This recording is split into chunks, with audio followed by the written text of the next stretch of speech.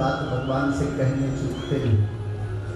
लेकिन संसार की आसक्ति की जो विडंबना है वो हमें उनसे दूर करती है। अपनी याचना का जो स्वरूप है वो इस तरह का ना हो कि भगवान हमें ये दे दो। अपनी याचना का स्वरूप इस तरह का हो कि भगवान हमें अपना बना लो, भगवान हमें अपनी शरण में ले लो। प्रभु किसी तरह हम आपके भक्तों की श्रेणी में आ जाएं, बस आपके चरणों की धूल कण अगर हमें मिल जाए तो निसंदेह हमारा जीवन धन्य हो जाएगा। इस तरह से देवभूति को मुक्ति का ज्ञान हुआ।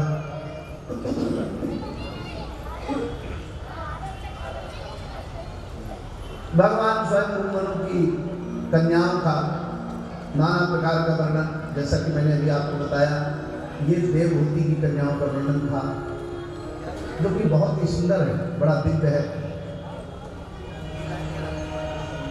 जिसमें हिरण्याक्ष और हिरण्यकश्यप के जन्म का। अब भगवान शंकर का चरित्र, मनु की दूसरी कन्या जो थी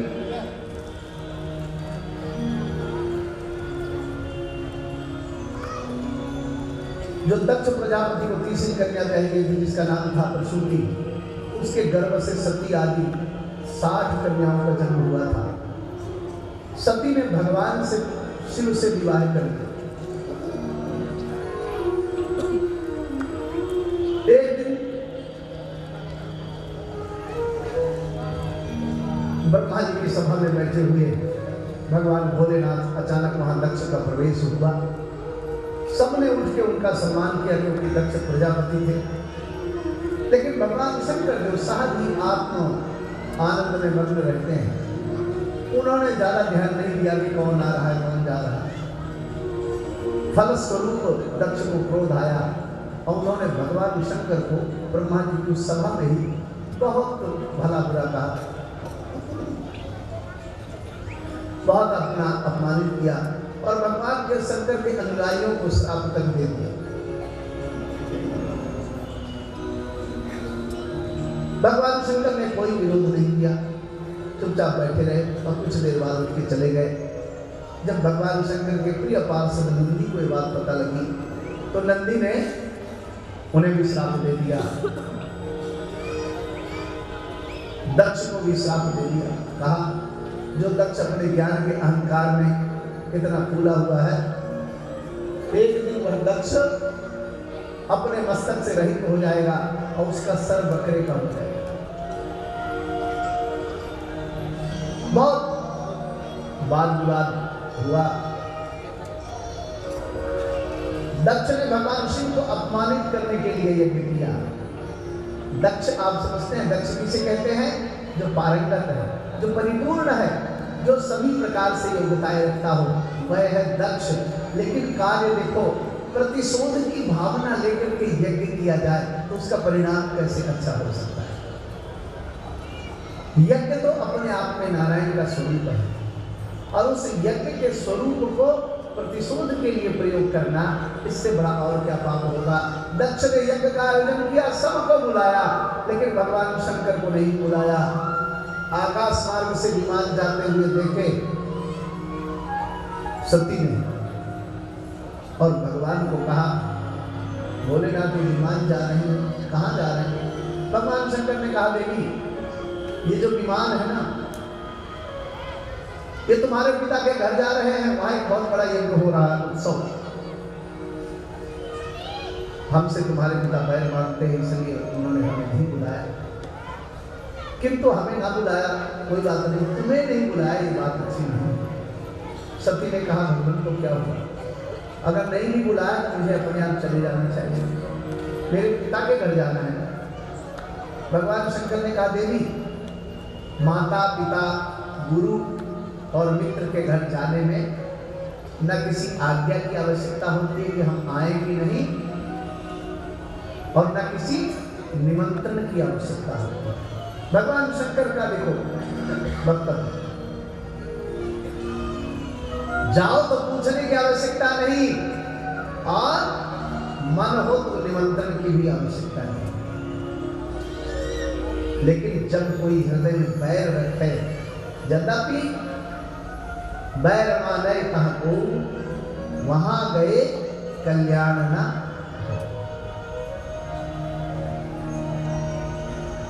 कल्याण नहीं हो सकता वहां जाने से। इसलिए मैं तो आपको कहूँगा कि आप मत जाओ।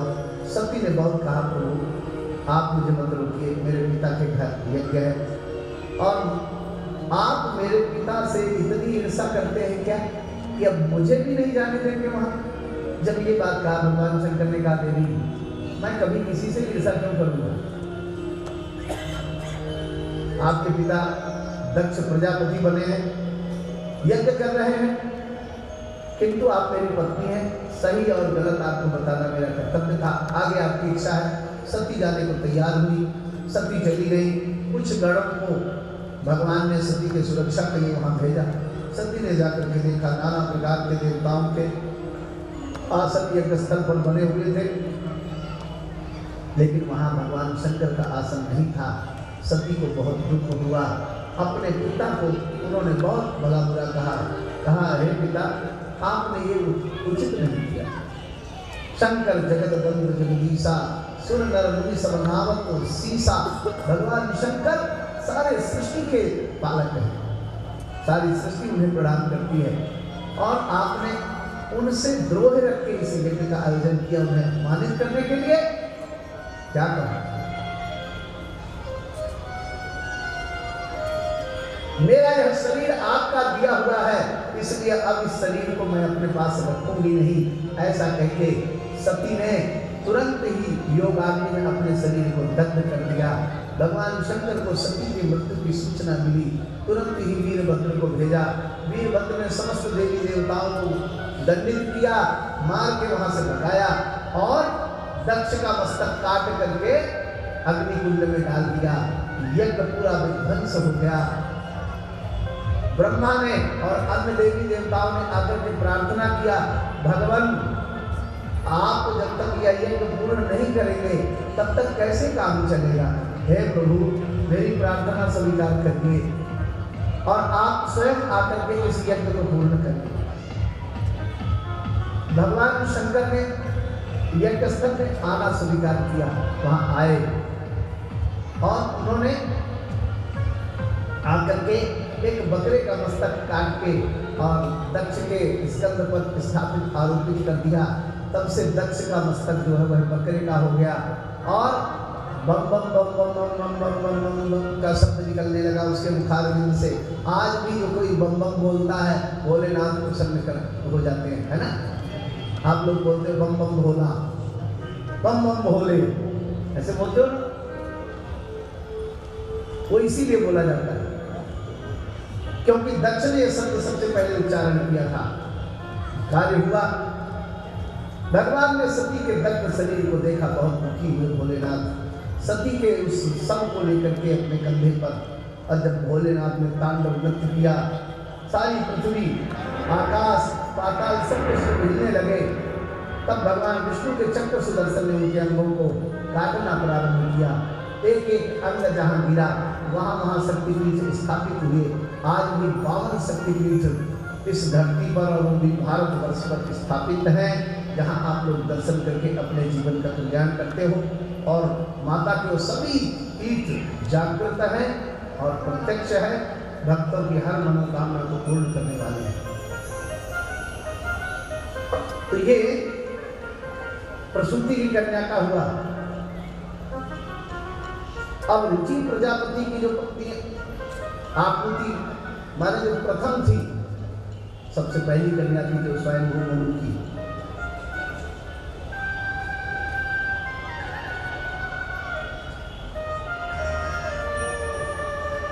उनके यहाँ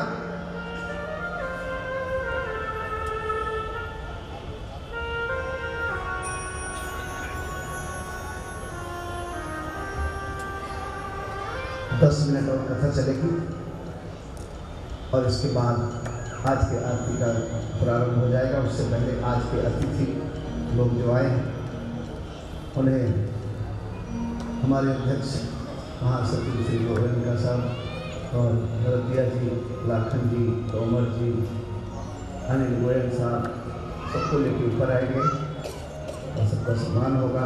इसके बाद भी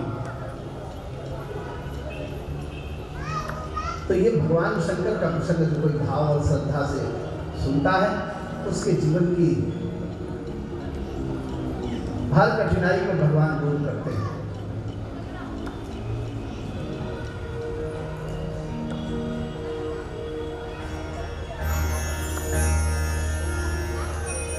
अब आपको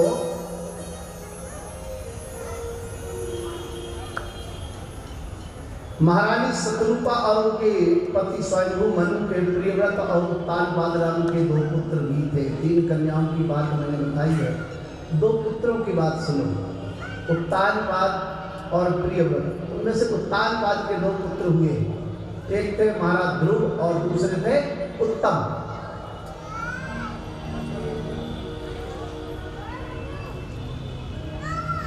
महाराज ध्रुव एक दिन खेल रहे थे और खेलते खेलते उत्तम भी वहां खेल रहा था। उनकी 2 पत्नियां थी। उत्तानपाद की एक का नाम था सुरुचि और एक का नाम था सुनीति। सुरुचि हमारी बुद्धि है जो अपने इच्छा से अपने मन पसंद का सब कुछ चाहती है। और सुनीति क्या है? सुनीति है वह जो धर्म कहता है कि आपको यह उचित है, उचित नहीं है, लेकिन रुचि उचित अनुचित नहीं देखती है। अगर आपकी किसी वस्तु में रुचि हो तो आप उचित अनुचित नहीं देखते हैं कि यह वस्तु आपके लिए ठीक है या नहीं है। तो अंतर यह था। एक दिन सुनीति के पुत्र महाराज ध्रुव खेलते हुए छोटा सा बालक अपने पिता उत्तानपाद की गोद में बैठ गया। उत्तानपाद कौन है जानते हैं आप? जो ऊपर को पांव करके माता के गर्भ में लटका रहता है उसे कहते हैं उत्तानपाद। और वह है मनुष्य। मनुष्य की, हर मनुष्य की 2 पत्नियां हैं। एक है उसकी रुचि और एक है उसकी नीति। नीति को वह प्रिय है जो शास्त्र कहता है, किंतु रुचि को वह प्रिय है जो मन कहता है। रुचि को तो केवल सबसे उत्कृष्ट, सबसे उत्तम वस्तु चाहिए, लेकिन नीति जो है, सुनीति, उसको तो पुत्र उसका ध्रुव है, माने जो सदैव रहेगा, जो शाश्वत रहेगा, वही उसका पुत्र बनता है।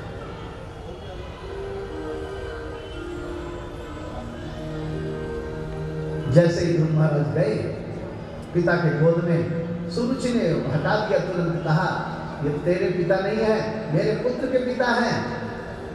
उसने कहा मेरे पिता भी तो यही है माता। नहीं, इस गोद पर तेरा अधिकार नहीं, क्योंकि मेरा पुत्र बनेगा राजा और वही राजा की गोद में खेल सकता है। डांट के भगा दिया। रोते हुए ध्रुव अपनी माँ के पास गए। माता सुनीति ने उन्हें समझाया, पुत्र सबके पिता तो परमात्मा है। मैं समझती हूँ कि तुम्हारी माता जो है वह तुमसे अच्छा व्यवहार नहीं किया उसने, किंतु तुम इसे दुख मत मानो। परमात्मा सबका पिता है, हम सब उसी के गोद में खेलते हैं, दृश्य अदृश्य रूप में। ऐसा समझाया। महाराज ध्रुव चले गए विश्राम करने। रात्रि भर जागते रहे। माता सो गई, सब सो गए, लेकिन स्वयं जागते हुए विचार करते हैं कि वो पिता कहाँ मिलेगा जो सबका पिता। और अचानक ही रात्रि के समय उठ के अपना तुरंत ही सैया छोड़ दिया और वनों को निकल गए। बहुत दूर बियाबान जंगल में कहीं शेर मिले, बाघ मिले। क्या आप ही परम पिता?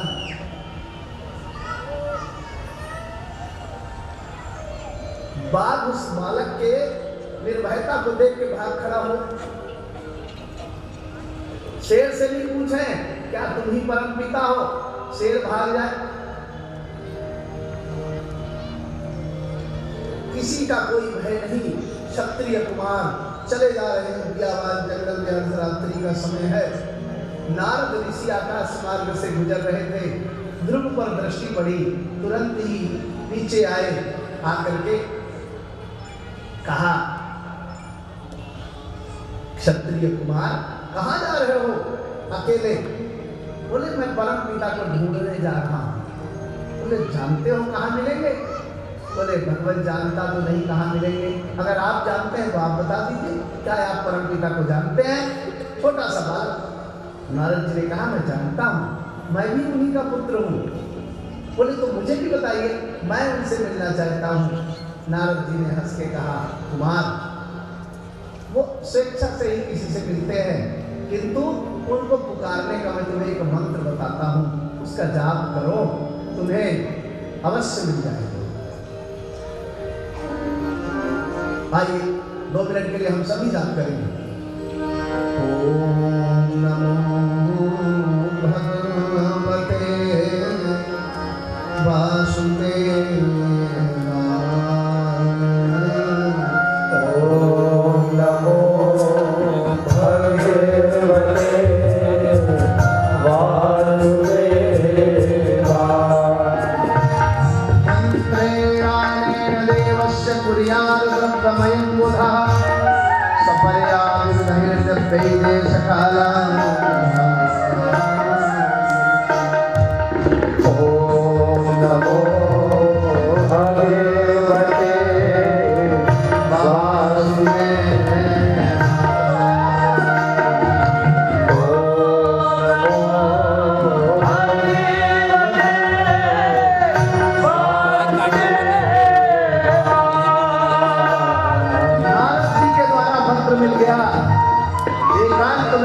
जाकर के वृक्ष के नीचे खड़े हो गए, ऊपर को हाथ कर लिया,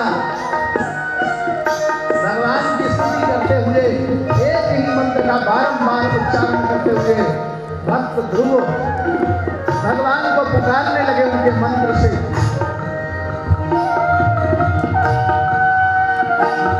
दोनों पैरों से खड़े हुए, बाद में एक ही पैर से खड़े हो गए और अपना एक पांव उठा लिया। इस तरह से एक पांव में खड़े होकर के भगवान की स्तुति जब की,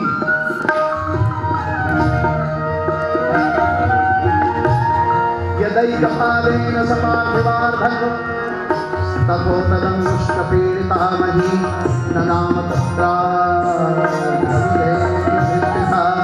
करीब संदेह तरतः पदे पदे तस्मिन् द्वारं निरुध्य सुमनिर्याध्य लोकान् रुक्षासनेतादृशं सलोकपाला शरणं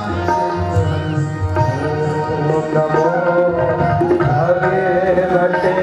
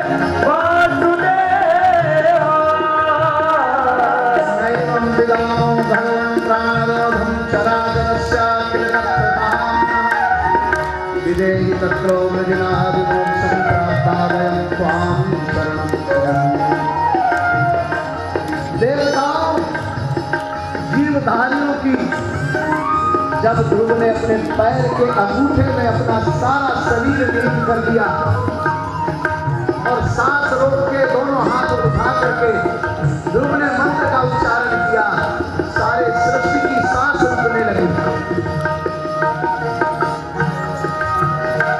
जब सारे सृष्टि की सांस रुकने लगी, ऐसे समय में देवताओं ने भगवान ब्रह्मा से प्रार्थना की, प्रभु यह क्या है? ब्रह्मा ने कहा मैं भी नहीं जानता। नारायण से पूछा गया भगवान ये क्या हो रहा है? पवन देव ने अपना वेग क्यों रोक लिया है? नारायण ने हंस के कहा चिंता मत करो, ये मेरा परम प्रिय भक्त ध्रुव है जो मुझे पुकार रहा है। मां भैष्णवान् तपसो विरत्या त्रिवर्ग शिष्ये प्रतियात् स्वाहा यतो युवा प्राण निरोधयात् दौड़ान भागा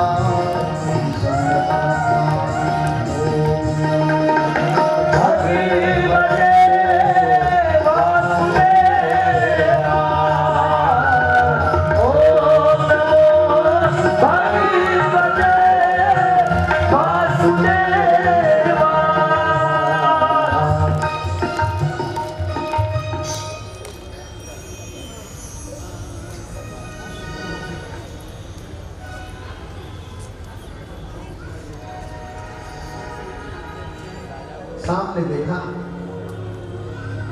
नारायण खड़े हैं, लेकिन ध्रुव पहचानता नहीं था, इसलिए हाथ जोड़ के कहने लगा प्रभु क्या आप ही परम पिता हैं? भगवान ने हंस दिया, कुछ कहा नहीं। और भगवान की मुस्कान तो तीनों लोगों को मोहित कर देती है। बस ध्रुव भी भगवान के उस मधुर मुस्कान पर शून्य हो गए। कोई शब्द ढूंढे न मिला कि कैसे स्तुति करें, इसलिए भगवान के सामने हाथ जोड़ के चुपचाप खड़े हो गए। भगवान समझ गए कि ये मुझे कुछ कहना तो चाहता है, लेकिन इसके पास शब्द नहीं है। भगवान ने अपने सुंदर जो उनका शंख था ध्रुव के कंठ से स्पर्श किया, उनकी वाणी प्रस्फुटित हुई, स्तुति किया। योऽन्तः प्रविश्य प्रसुप्तान् सञ्जीवयत्यखिलशक्तिधरः सुधाम्नः अन्यांश्च हस्तचरणश्रवणत्वदादि प्राणान् नमो भगवते पुरुषाय तुभ्यम्। भगवान की स्तुति की। भगवान ने ध्रुव को परम पद दिया और कहा कि पुत्र अब जब तुम्हारे पिता तुम्हें लेने आए उनके साथ चले जाना। उत्तानपाद लेने आए, उनके साथ ध्रुव वापस घर चले गए। बड़ा सम्मान उनका हुआ।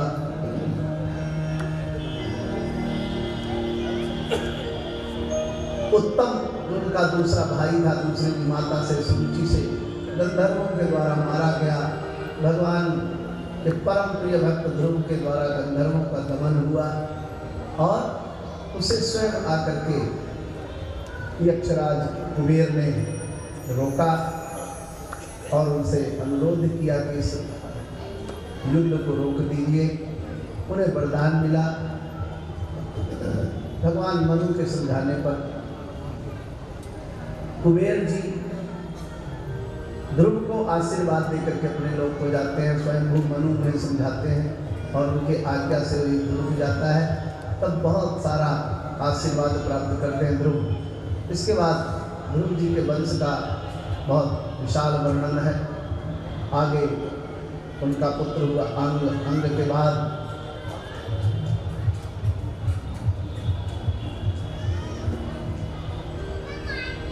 प्रियव्रत का चरित्र है। राजा नाभि का कल मैंने बताया था कि राजा नाभि के यहाँ ही भगवान ऋषभदेव का जन्म हुआ था, जिन्होंने जैन धर्म का प्रवर्तन किया संसार में।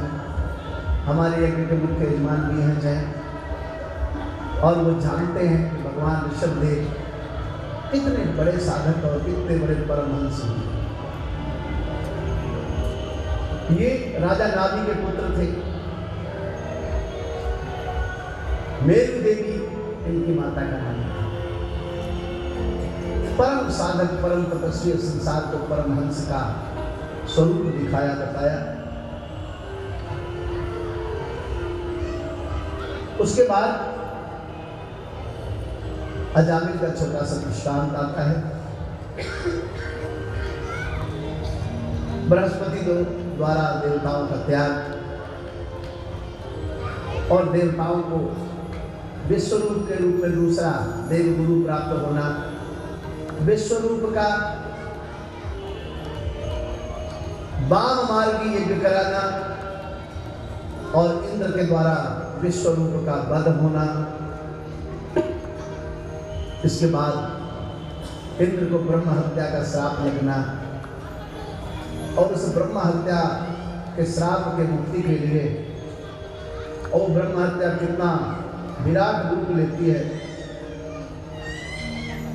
वृत्तासुर नामक वृत्तासुर दैत्य था, जो कि उसका वृत्तासुर नाम इसलिए था कि वो जितना था उतना दाएं उतना बाएं और उतना ही ऊपर रोज बढ़ता था, प्रतिदिन बढ़ जाता था जितने परिमाण में वो था, और बढ़ते बढ़ते बढ़ते बढ़ते उसका मस्तक इंद्र के स्वर्ग तक चला गया और डर के मारे इंद्र ने अपना स्वर्ग छोड़ दिया।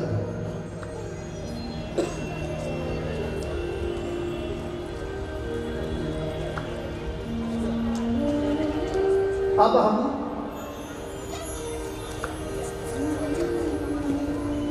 भगवान दिति के पुत्रों के विषय में तो मैंने आपको बताया, अदिति के पुत्र भगवान वामन के विषय में बताता हूँ। राजा बलि का यज्ञ हुआ, जब देवताओं ने असुरों पर विजय प्राप्त कर ली तो वृत्तासुर के माध्यम से भयंकर युद्ध करके पुनः असुरों को शासन मिला।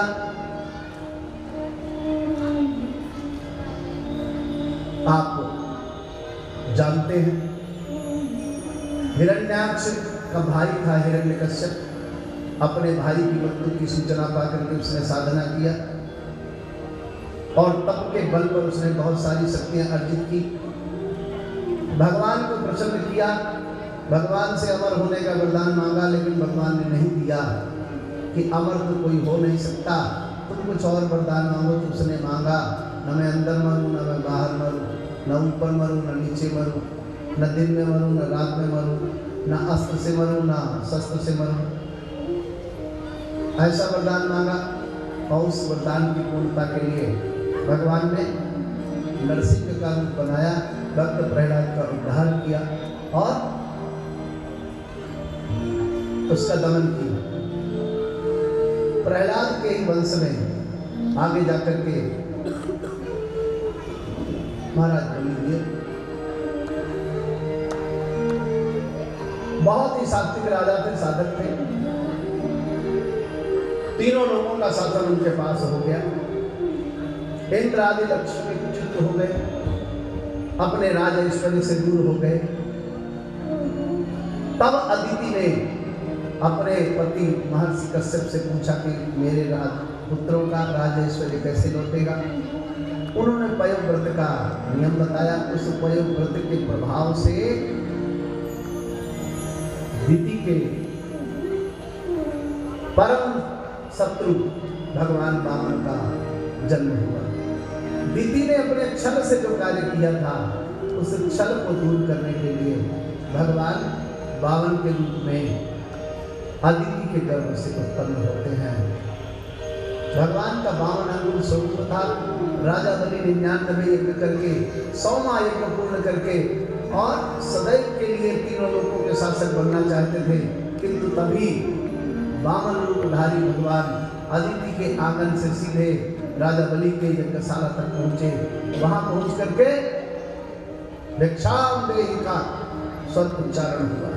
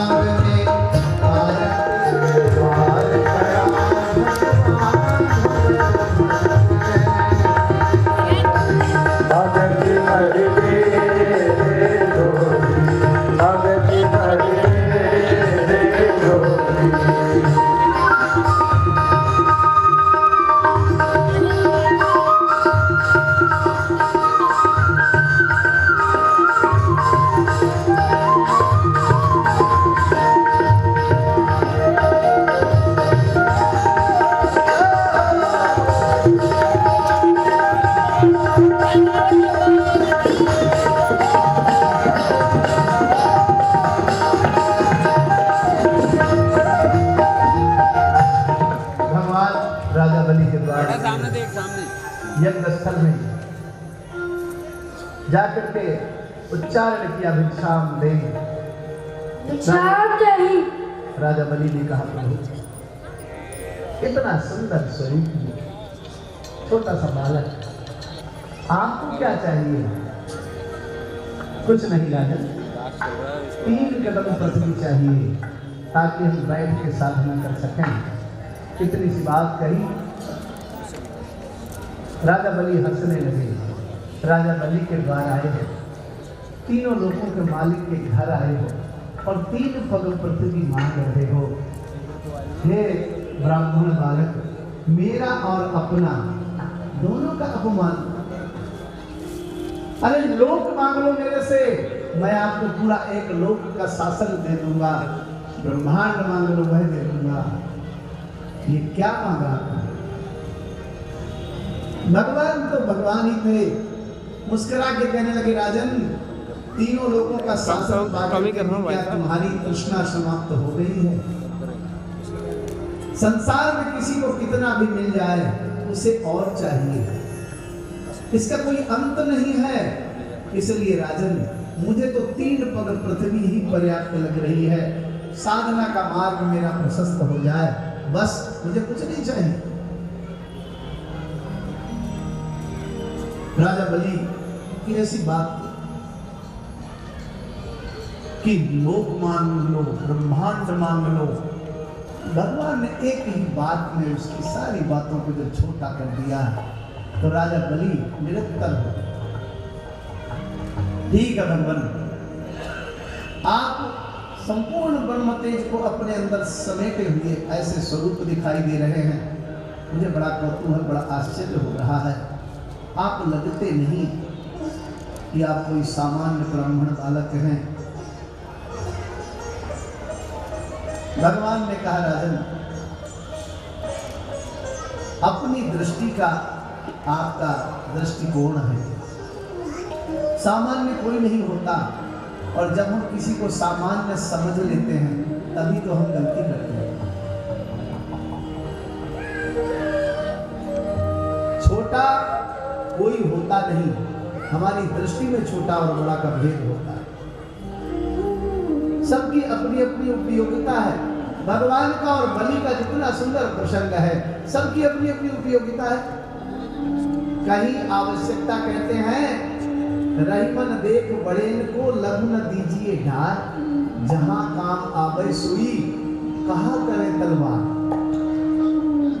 जहां सुई की आवश्यकता है वहां तलवार क्या करेगी भला? तो राजन, छोटे की भी आवश्यकता होती है, बड़े की भी आवश्यकता होती है। कभी हमारे दृष्टिकोण में जिस दिन ये भेद छोटे और बड़े का समाप्त हो जाएगा, उस दिन हम पूर्ण होते हैं, उस दिन हम पूर्ण मनुष्य बनते हैं। तब तक जब हम ऊंच नीच, छोटा बड़ा, तेरा मेरा, उसका अपना करते रहते हैं, तब तक हमारा मानवता का जो पाठ है वो अधूरा रहता है। राजा बलि के हर प्रश्न को अपने ज्ञान से ढकने लगे। जब भगवान वामन, राजा बलि ने कहा, महाराज 3 पग पृथ्वी चाहिए ना, आप ले लो, मैं यज्ञ के लिए संकल्पबद्ध हूं, आप ले लीजिए 3 पग पृथ्वी। शुक्राचार्य बगल में खड़े थे। राजन, क्या कर रहे हो? तुम नहीं जानते हो कि साक्षात नारायण तुम्हारे द्वार पर खड़े हैं। जैसे ही तुमने 3 पग पृथ्वी देने का संकल्प किया, ये तुम्हारा सब कुछ छीन लेंगे। राजा बलि ने कहा, गुरुदेव, ये आप क्या कह रहे हैं? विचार करिए। अरे सारी दुनिया नारायण से मांगती है, नारायण मेरे द्वार मांगने आ गया, अब इससे ज्यादा मुझे और क्या चाहिए? मैं अवश्य दूंगा, और इस बालक की जो इच्छा होगी वो अवश्य दूंगा। शुक्राचार्य जी ने श्राप दे दिया राजा बलि को, राजन, अपने गुरु का आदेश न मान के तुमने मेरा अपमान किया, मैं तुम्हें श्राप देता हूं, तुम लक्ष्मीहीन हो जाओ। राजा बलि ने वह श्राप भी स्वीकार कर लिया, लेकिन दान देने का अपना हक नहीं छोड़ा। दानी हो तो बलि जैसा, और लेने वाला हो तो वामन जैसा। आज भी ब्राह्मण लोग जब आपको मौली बांधते हैं तो किसी अन्नदानी का नाम नहीं लेते। क्या कहते हैं? हेण बद्धो बलि राजा दानवेंद्रो महाबला तेन ताम प्रतिबंधनामि। जिस बंधन से भगवान वामन ने राजा बलि को बांधा था, हे यजमान, हे याज्ञिक, हम उसी बंधन से आपको बांध रहे हैं। आज जब आप बड़ा कार्य करते हैं तो आप महाराज बलि की श्रेणी प्राप्त करते हैं। सोचिए कितने बड़े थे राजा बलि कि नारायण उनके घर याचना करने गए।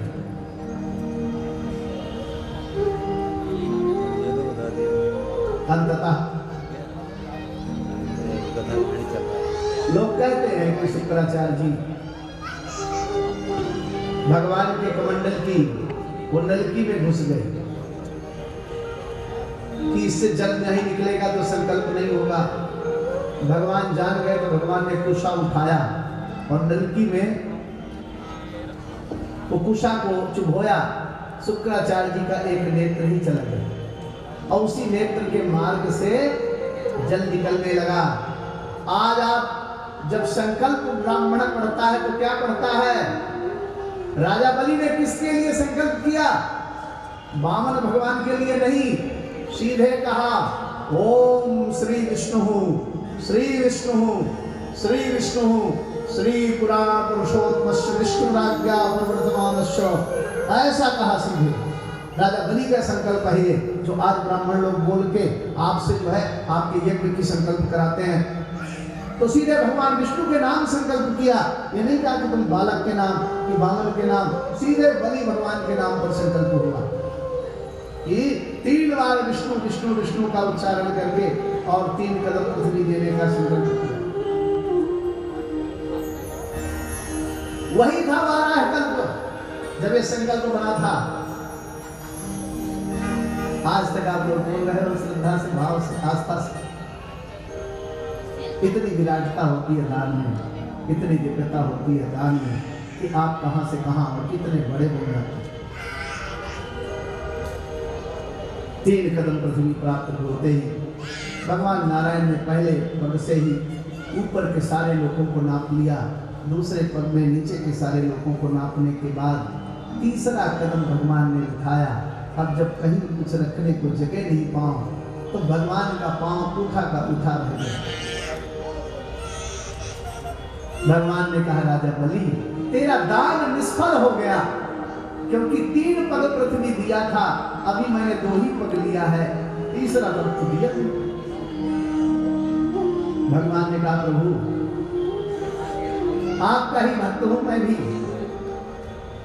आप विचार करें ये शरीर 5 तत्वों से बना है, इसमें पृथ्वी का भी तत्व है, तो अभी 1 पग पृथ्वी नापने को रह गई है और वह है यह मेरा शरीर। आप तीसरा कदम मेरे मस्तक पर रख दीजिए। राजा बलि ने अपना मस्तक आगे किया, भगवान ने तुरंत ही उसके ऊपर अपना चरण रखा, अपना अंगुष्ठ दबाया, राजा बलि को पातालपुरी का राजा बनाया और कहा राजन दान ले ब्राह्मण और कुछ देना, ऐसा तो हो नहीं सकता, मांगो क्या इच्छा है। राजा बलि ने कहा प्रभु बस एक ही इच्छा है, घर से बाहर निकलूं, आपके दर्शन करके निकलूं, घर में प्रवेश करूं तो आपके दर्शन हो जाए। भगवान ने कहा इसका मतलब तू मुझे अपना चौकीदार बनाना चाहता है, तेरे द्वार में खड़ा रहूंगा जब तू आएगा और जब तू जाएगा तो वही मिलूंगा तुझे। तब से भगवान आज भी राजा बलि के द्वार पर हैं और अपने भक्त की उस इच्छा को पूर्ण करने का भगवान काम कर रहे हैं। जो श्रद्धा से भगवान के निमित्त दान देते हैं उनके जीवन में परमात्मा की हर पल छाया रहती है। यही विशेषता है दान की। दान सामान्य वस्तु नहीं है। आज दान नाम के लिए होता होगा, कभी दान कल्याण के लिए होता। एक विधि दीने दान करे कल्याण। आज की कथा का यही विराम करते हैं, कल यही से प्रसंग आगे बढ़ेगा। आइए थोड़ी देर कीर्तन। Hare Govinda,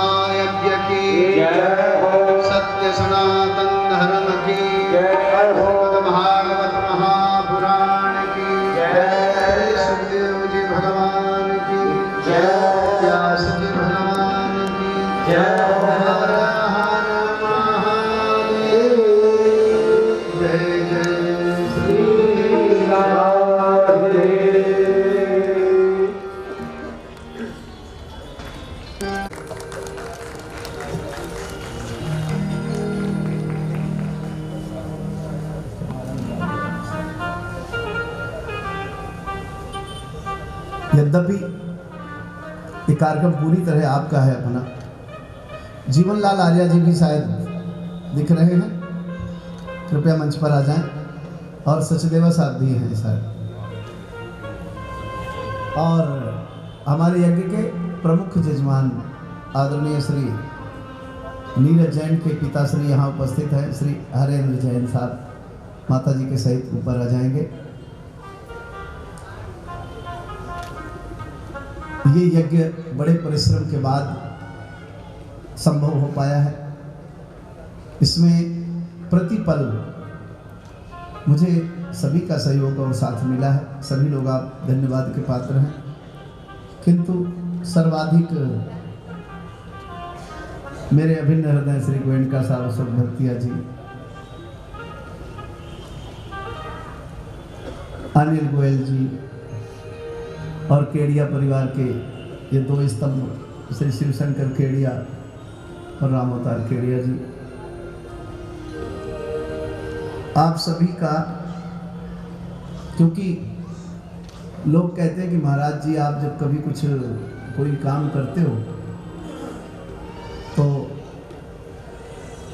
मैं, देखो जी, मैं अपनी सामर्थ्य देख के काम नहीं करता, मैं तो आपकी सामर्थ्य देख के काम करता हूँ। आपका नाम जितना बड़ा है, काम भी अच्छा होना चाहिए। अगर काम छोटा होगा तो आपका ही नाम छोटा होगा ना, मुझे क्या करना है। इसलिए आपके वैभव को ध्यान में रख के सब कुछ किया जाता है।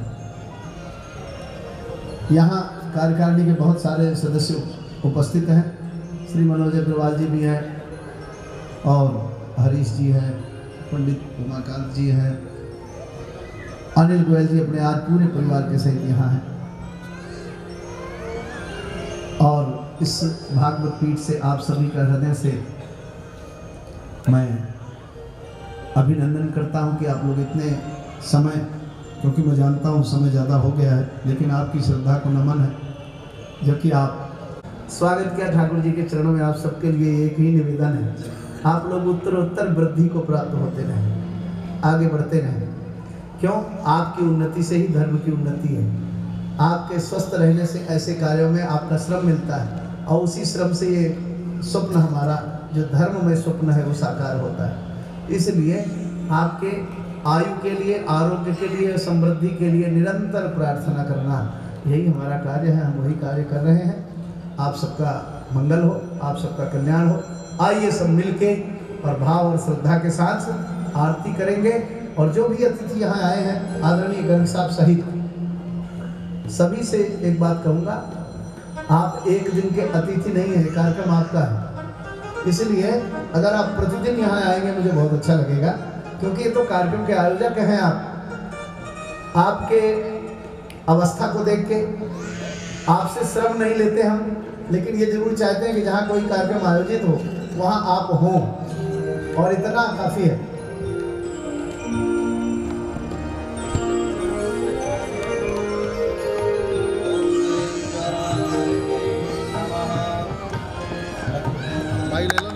ओम ह्रीमद्रज्वाल ज्वालामालिन्यै नमः।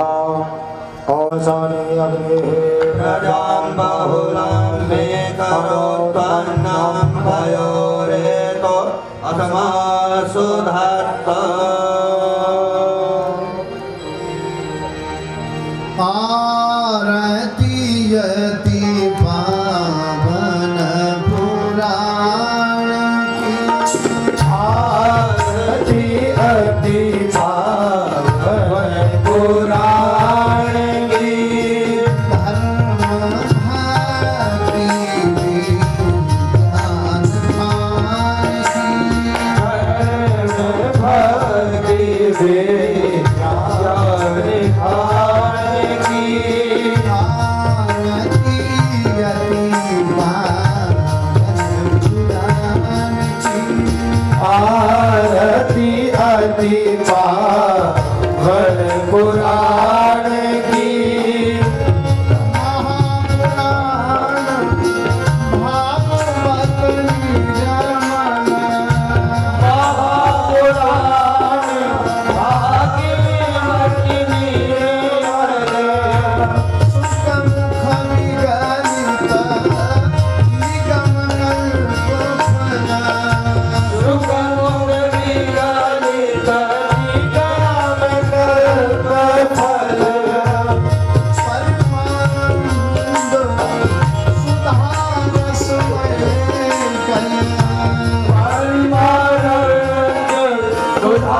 सुधारसमय कल्याण, लीलारती रसो संविधान की, आरती अति पावन पुराण की, धर्म भक्ति विज्ञान मान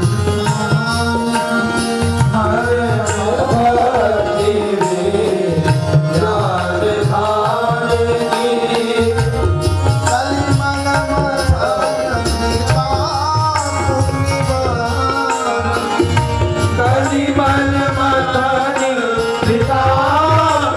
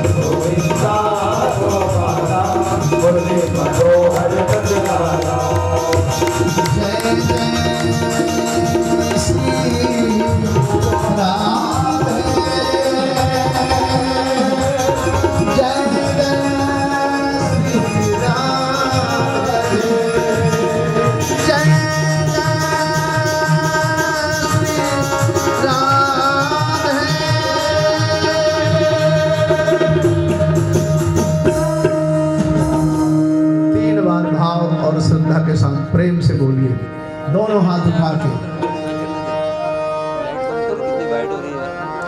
हरे कृष्ण कृष्ण कृष्ण हरे हरे हरे राम